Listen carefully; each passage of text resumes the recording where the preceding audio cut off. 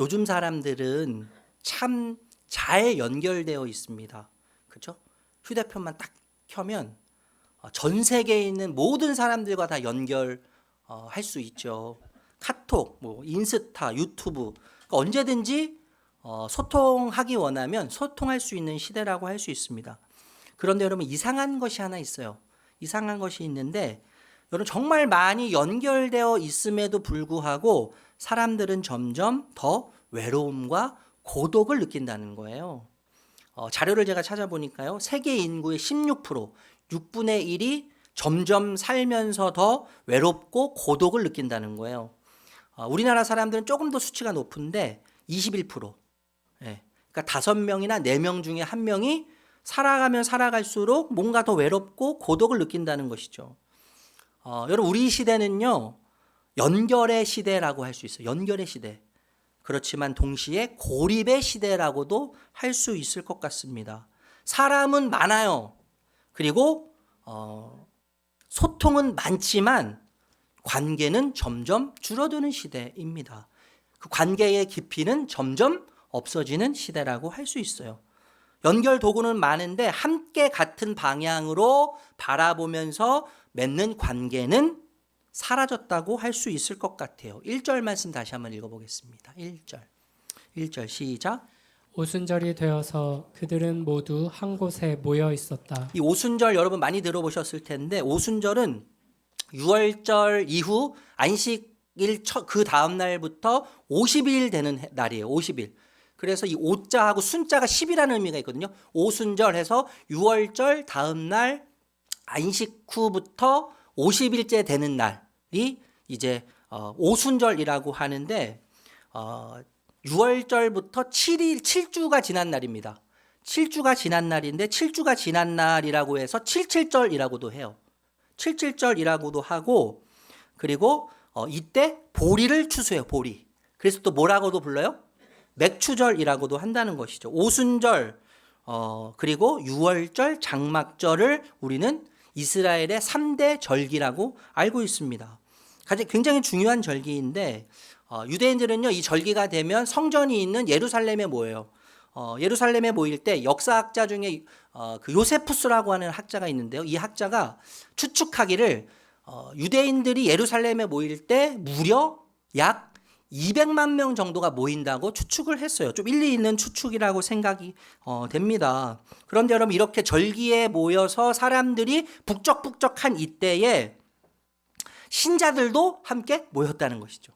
예, 신자들도 함께 모였어요. 그들은 모두 한 곳에 모였습니다. 이렇게 표현하고 있다는 것이죠. 여러분 한 곳이라고 하는 헬라어 단어를 보니까 한 마음 이런 뜻이 있고요. 같은 리듬으로 숨쉰다는 뜻이 있는 같은 리듬으로 숨쉬는 거예요.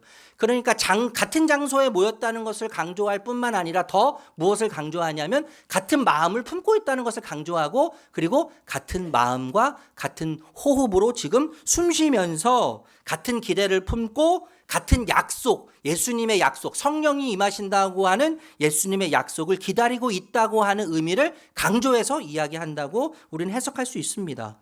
그러니까 여러분 이 모임은 하나님이라고 하는 같은 방향을 향해서 연결된 모임이라고 할 수 있어요. 여러분 요즘에 모임 이 교회 이 공동체를 부정하는 사람들이 굉장히 많이 있어요.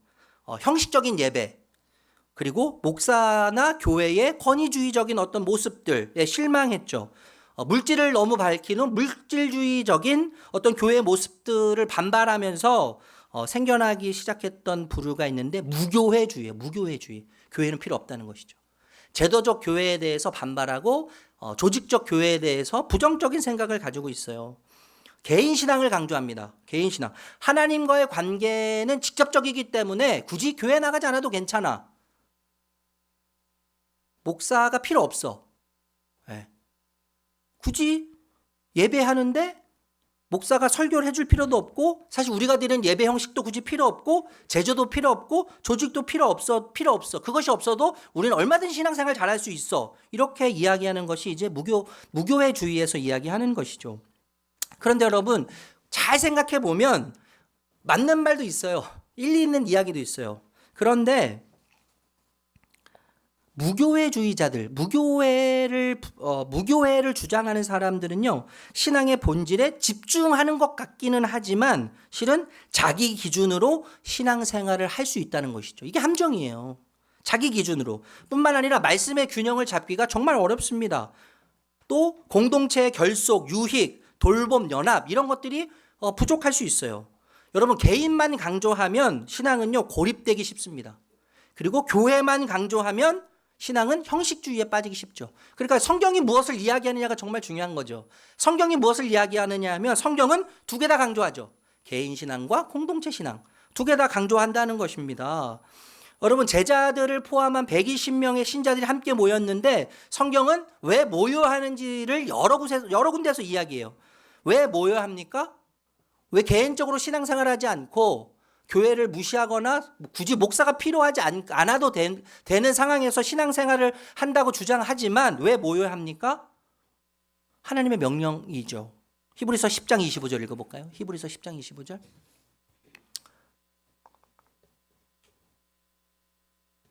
히브리서 10장 25절. 제가 읽어드릴게요. 잘 들어보세요.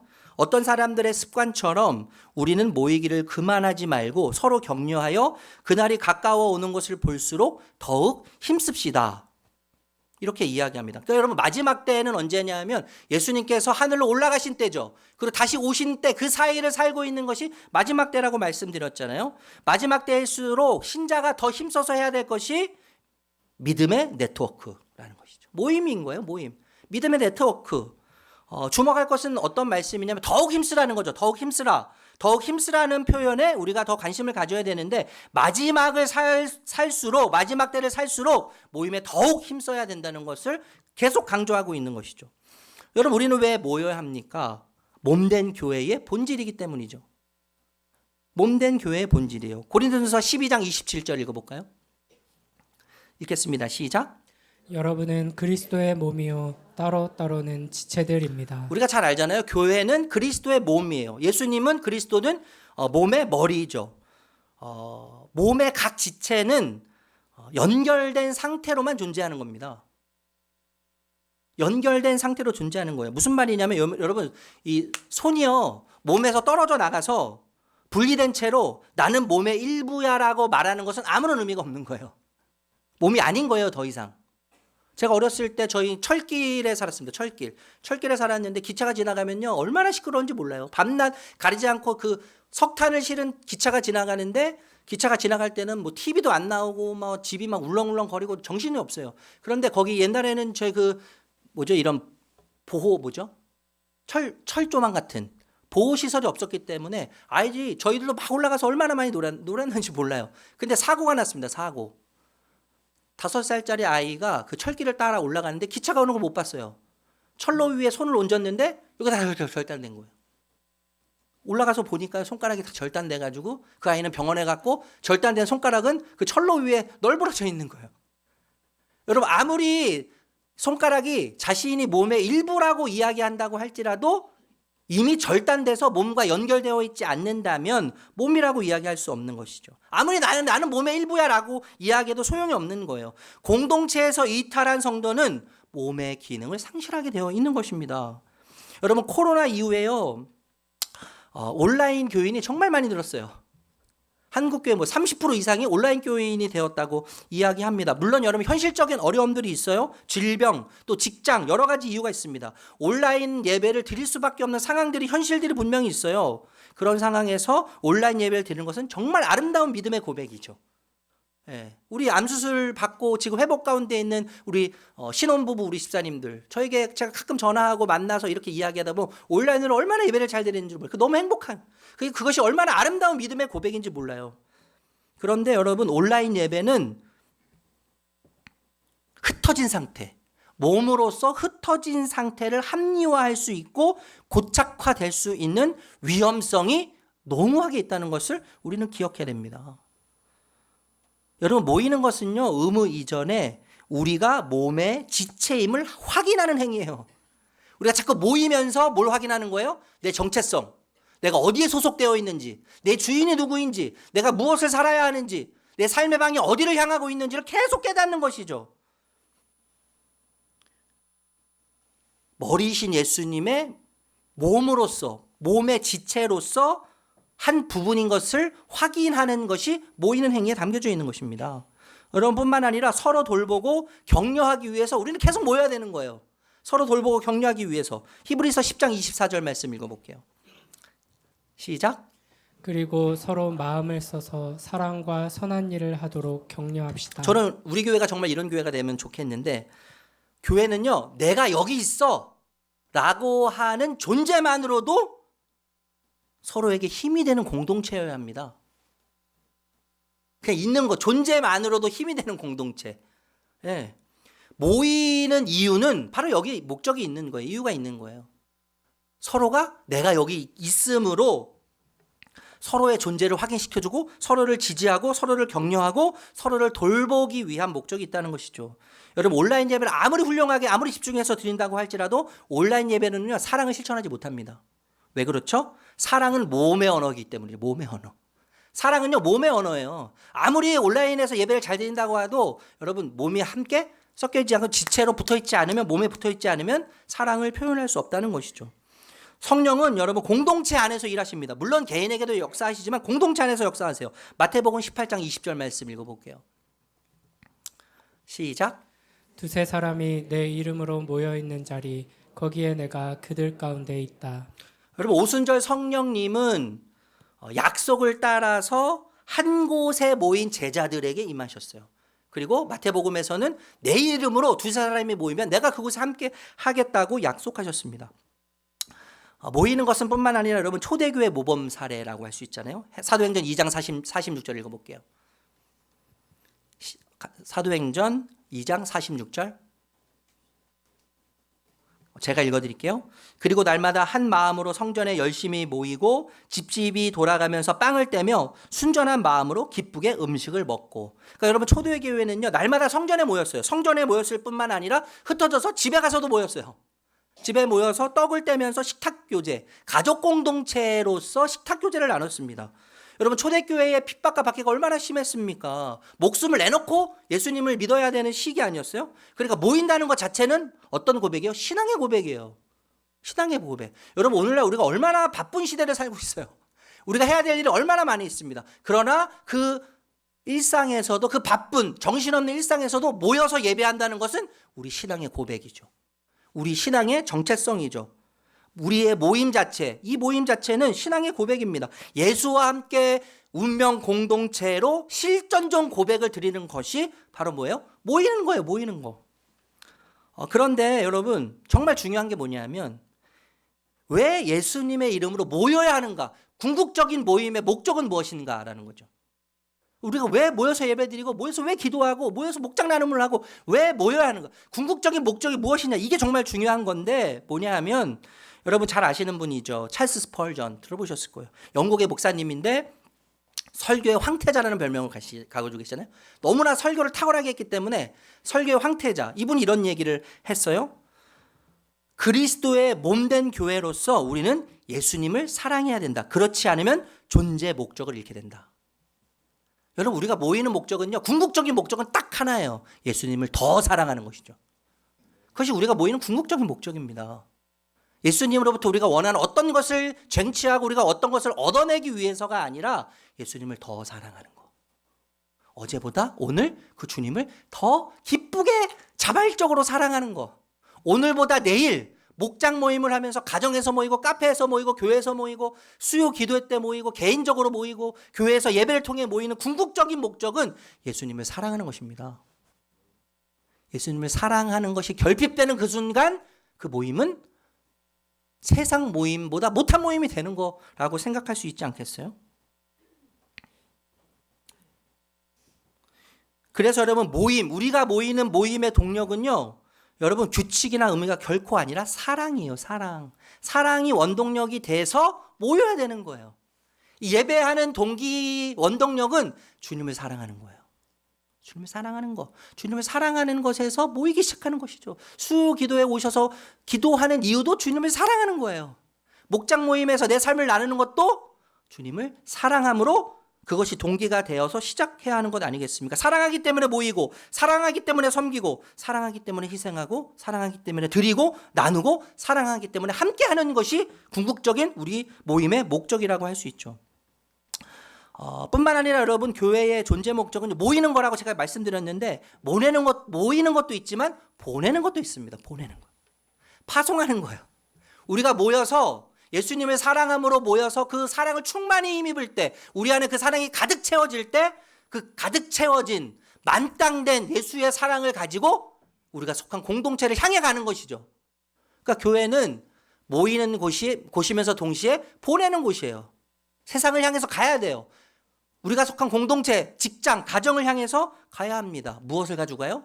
주님을 사랑하는 그 사랑의 마음을 충만하게 담아서 그 사랑을 나누기 위해서 가야 하는 것이 교회인 것이죠. 그래서 우리는 내가 속한 공동체에 복음의 반사체로 보내지는 자들이에요. 복음의 반사체. 나를 통해서 주님이 반사체로 보여지는 것이죠. 얼마나 영광스럽습니까?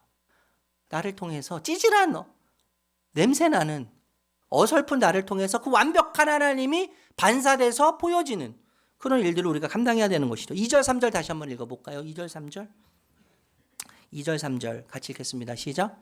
그때 갑자기 하늘에서 세찬 바람이 부는 듯한 소리가 나더니 그들이 앉아있는 온 집안을 가득 채웠다.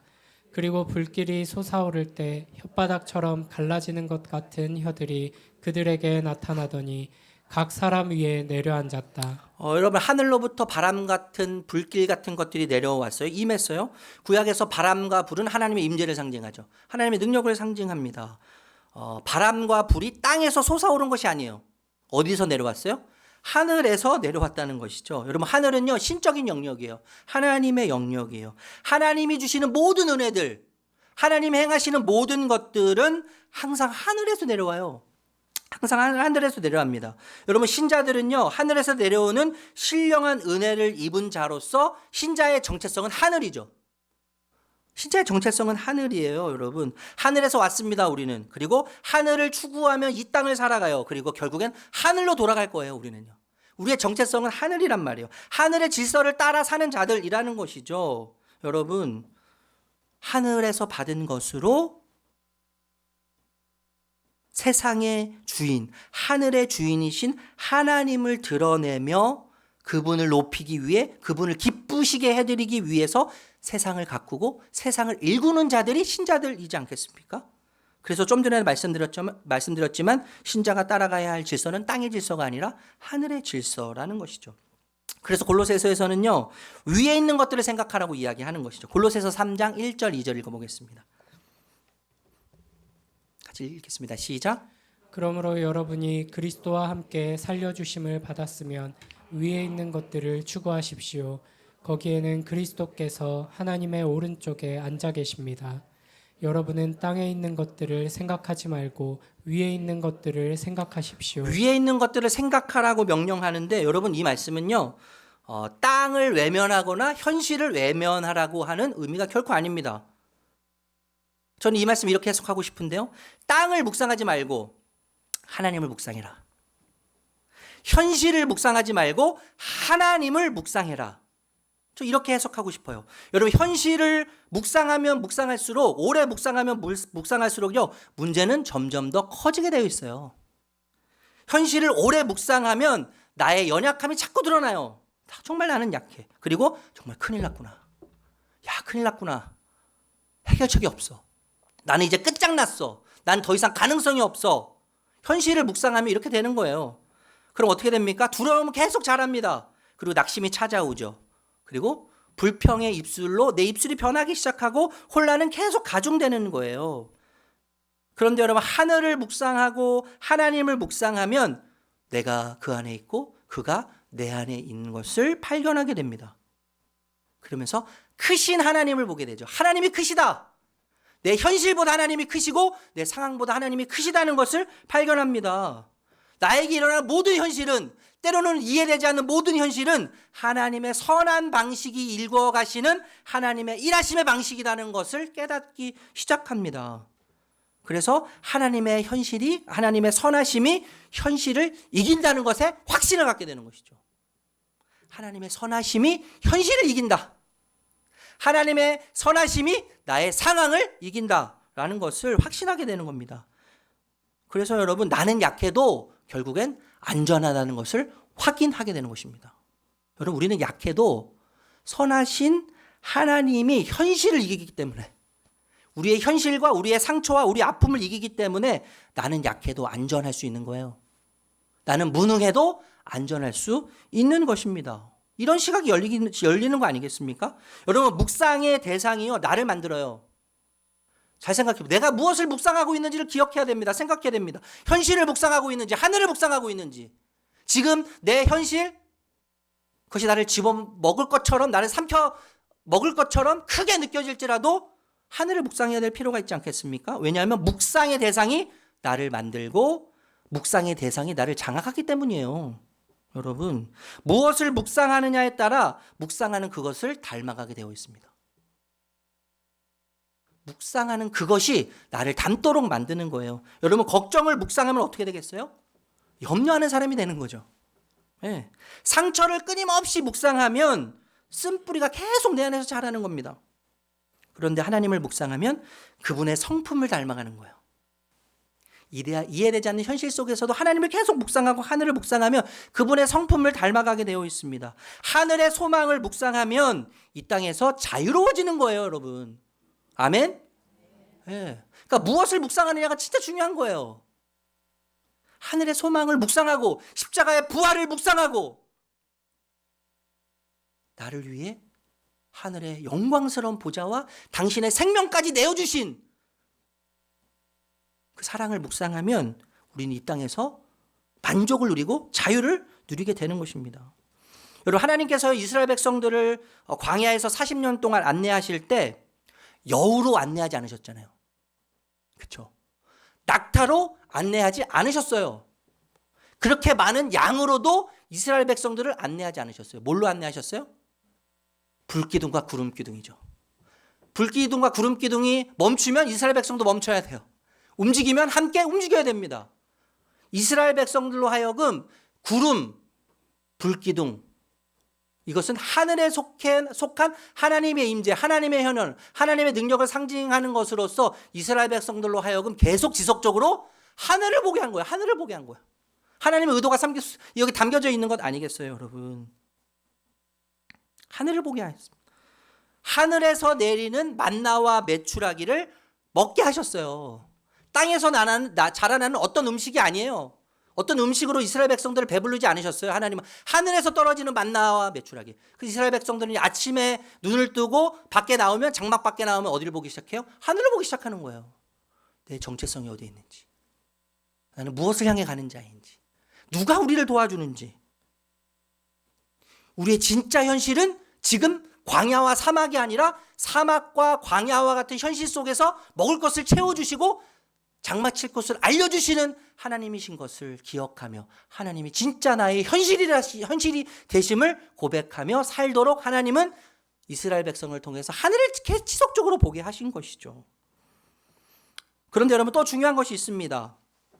하늘에서 내려온 바람, 불길 이런 것들이요, 온 집안에 가득했을 뿐만 아니라 온 집안에 있던 사람들을 가득 채웠다는 것이에요. 2절 말씀 읽어볼게요. 2절 시작.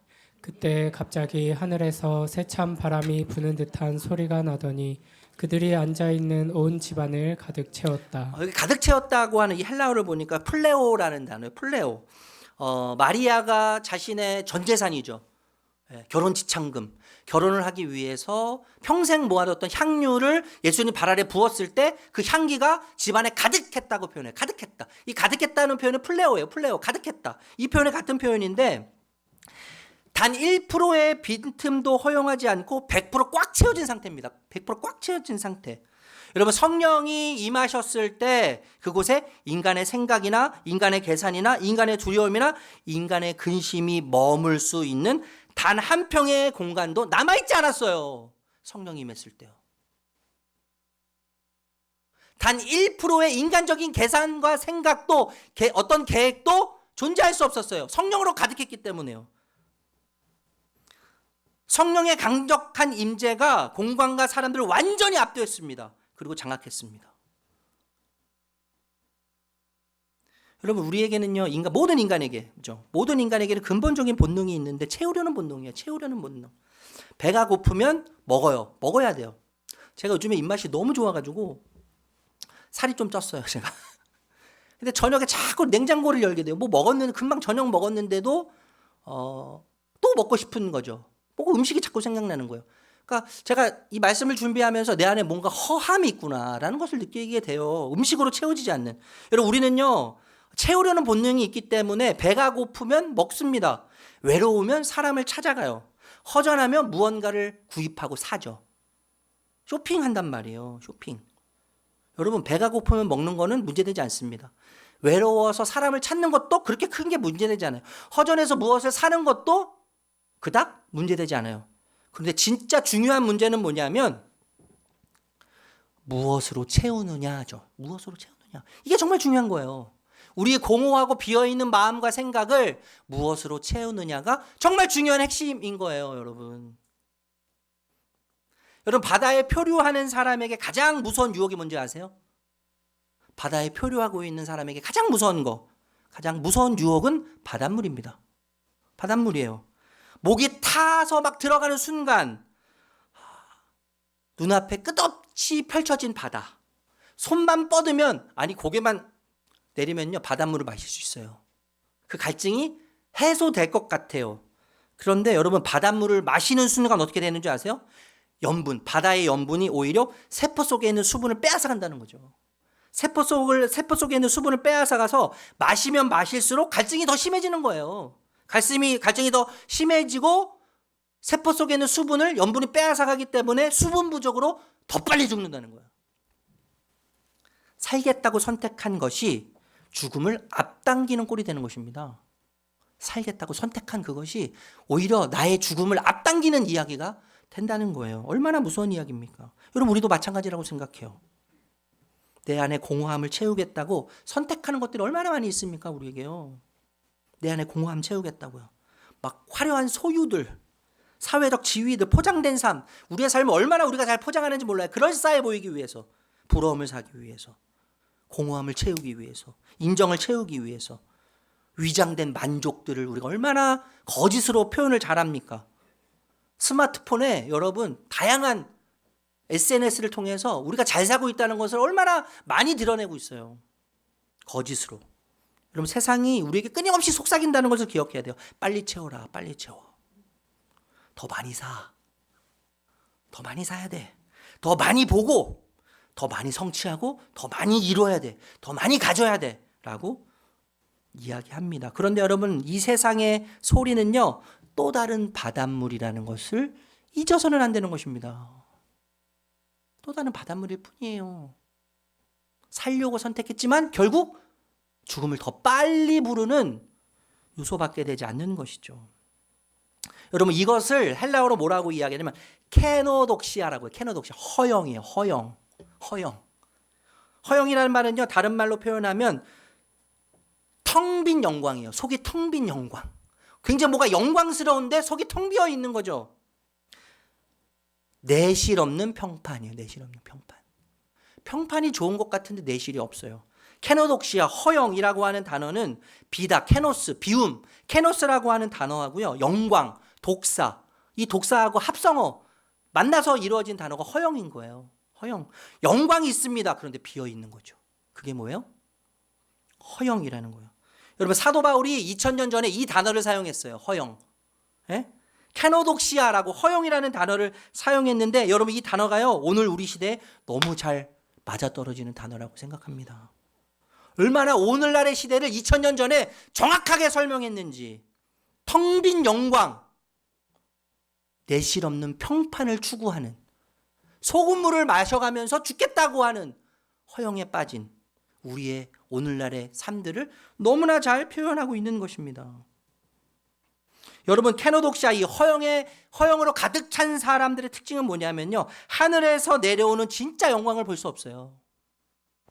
하늘에서 내려오는 진짜 영광을 볼 수 없습니다. 하나님을 느낄 수가 없어요. 하나님을 볼 수가 없어요. 그분의 음성을 들을 수가 없어요. 왜냐하면 허영으로 가득 차 있기 때문에요. 가짜 영광으로 석이 텅 빈 영광으로 내실 없는 평판으로 가득 차 있기 때문에 하나님의 음성이 들리지 않아요. 하나님이 보이지 않습니다. 하나님이 느껴지지 않습니다. 마치 소금물을 마시는 것처럼 채우려 하면 할수록 더 깊은 공허 속으로 빠져들게 되어 있는 거예요. 너무나 안타까운 이야기죠. 여러분, 허영을 추구하는, 그래서 허영을 채우면 채울수록 더 깊어지는 이 공허감은 결국엔 무엇을 이야기하는 걸까요? 세상에 수많은 것들로 계속 나를 채우려고 하는데 채우면 채울수록 바닷물을 마시는 것처럼 갈증이 나요. 여전히 공허하고 여전히 공허감은 깊어져요. 무엇을 이야기하는 것입니까?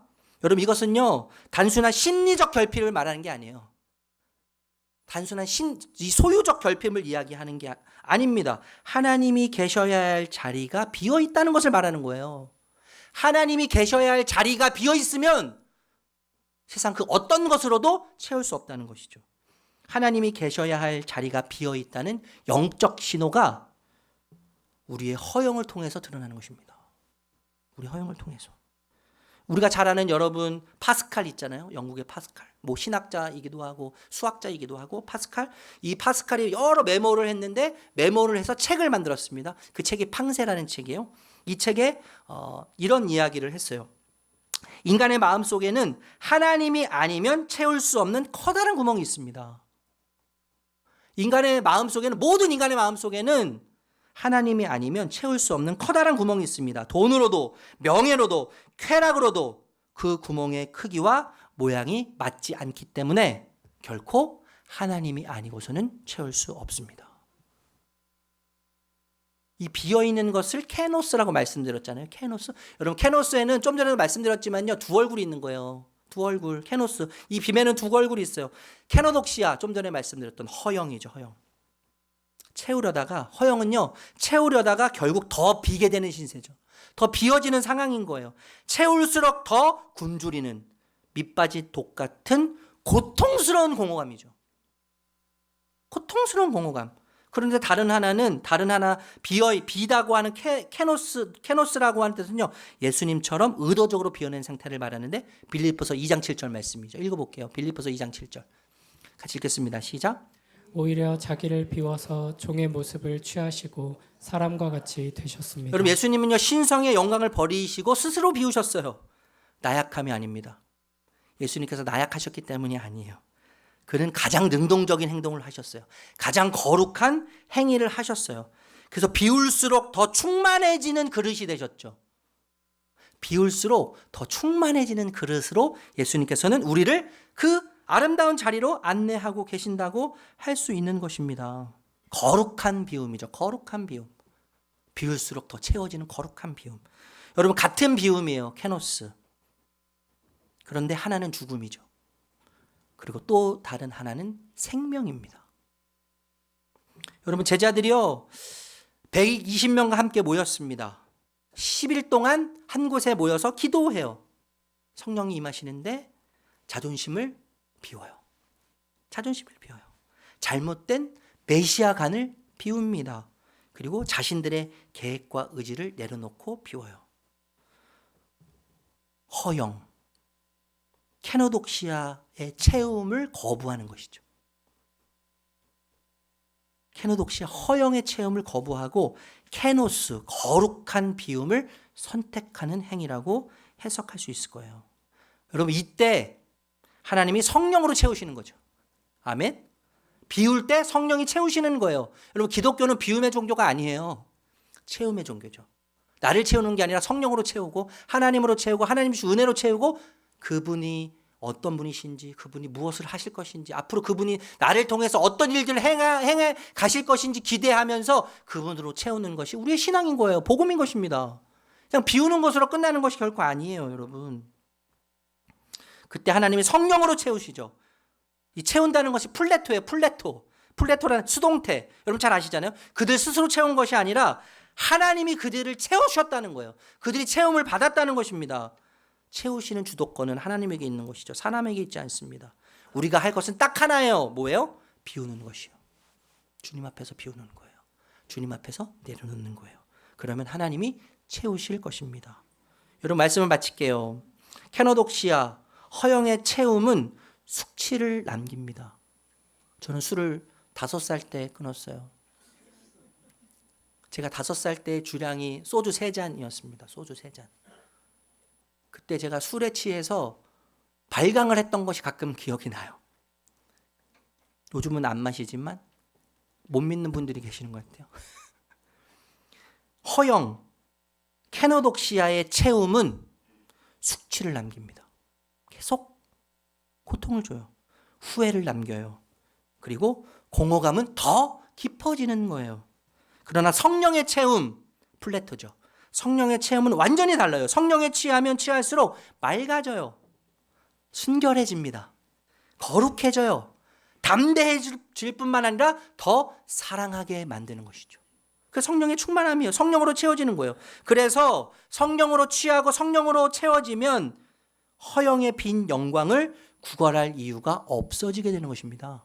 아멘? 없어지게 되는 거예요. 성령으로 플레토 가득 찬 사람은 허영에 흔들리지 않는 거예요. 허영을 쳐다볼 필요도 없어지는 것입니다. 그래서 제자들이 어떤 이야기를 듣게 돼요? 새 술에 취했다라고 하는 오해를 받잖아요. 새 술에 취했다라고 하는 오해를 받을 만큼 성령이 채워짐으로 기쁨이 충만했던 것을 경험하게 되었던 것입니다. 여러분, 이 질문을 마지막으로 하고 싶습니다. 여러분, 하나님이 가장 기뻐하시는 나는 어떤 나일까요? 나를 보실 때 하나님이 언제 기뻐하실까요? 하나님이 영광스러워하는 나는 어떤 나일까요? 언제 나를 보시면서 하나님이 영광스러워하실까요? 네? 집을 팔아서 헌금할 때요? 직장을 때려치고 신학교에 들어가서 선교사가 되겠고 목사가 되겠다고 할 때요? 여러분의 전 재산을 하나님께 드릴 때요? 교회에서 하는 프로그램들, 교육들, 기도 모임들, 각종 모임들 한 번도 빠지지 않고 나올 때요, 여러분? 아니요. 하나님이 나를 가장 기뻐하실 때는, 하나님이 나를 통해서 가장 영광 받으실 때는 언제냐면 내가 하나님으로만 만족할 때죠. 내가 하나님으로만 기뻐할 때요. 하나님이 주시는 어떤 것에 우리는 물론 관심이 가져요, 여러분. 저도 마찬가지예요. 그런데 그것보다 하나님이 주시는 어떤 것도 너무나 좋지만 하나님만으로 만족할 때, 하나님 그분만으로 기뻐할 때, 그 기뻐하는, 만족해하는 내 모습을 보면서 하나님은 영광 받으시는 겁니다. 하나님은 행복해 하시는 겁니다. 하나님은 기뻐하시는 거예요. 여러분, 이 은혜 속에서 성령님과 함께 성령의 충만함으로, 하나님이 내 삶에 가득함으로 이번 한 주간 담대하게 주님께서 허락하시는 길을 걸어가시기를 존귀하신 예수님의 이름으로 축복합니다. 축복합니다.